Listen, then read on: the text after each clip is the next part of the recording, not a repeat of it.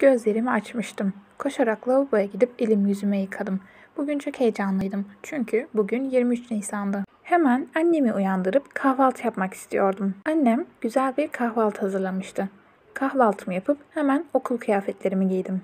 Sonra annemle birlikte okula gittik. Beni okulun kapısının önünde bıraktı. Ben de koşarak arkadaşlarımın yanına gittim. Öğretmenlerimiz bizi sınıfa çıkardı. Sınıfımız güzelce süsledik, balonlar astık, Atatürk resimleri koyduk.